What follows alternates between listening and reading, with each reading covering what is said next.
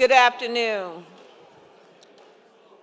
My name is Richie Johnson, and I stand before you not just as the president and founder of the Chris C.J. Johnson Foundation, but as a mother, a registered nurse with 51 years of experience, and most importantly, as someone who knows the devastating impact of kidney cancer all too well.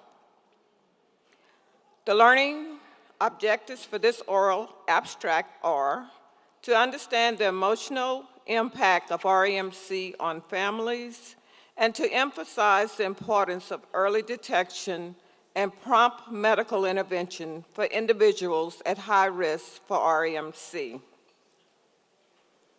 I am here to share a deeply personal journey, one that speaks to the resilience of the human spirit, the power of advocacy, and the enduring light of hope. It's a story that touched our family, and I'm sure it will touch your hearts as well. In 2011, my son Chris was confronted with a diagnosis that blindsided us all: renal medullary carcinoma, which all of you know is a rare and devastating kidney cancer that affects those with sickle cell trait or other sickle hemoglobinopathies. As a mother and a seasoned nurse, I thought I had seen it all. But this was a term I had never encountered in my career. And little did I know that sickle cell trait was the major factor in my son's diagnosis. The news was shattering as I realized that my son, at the age of 38, faced not just a catastrophic illness threatening his life, but also the sacrifice of my own nursing career. The insurance battles we had to fight only added to our anguish as the label of pre-existing condition became a barrier to the care my son desperately needed. Chris had a simple dream: to see his 6-year-old daughter, Gabrielle, graduate from high school. Yet, even this modest wish was clouded by the harsh reality of a prognosis that offered little room for optimism. But it was during these trying times, in the face of his own suffering, that Chris discussed becoming an advocate. He wanted to shine light on renal medullary carcinoma to ensure that no family would endure the heartbreak we faced. Unfortunately, after 15 months of battling this disease, Chris became too weak and passed before his vision could become a reality.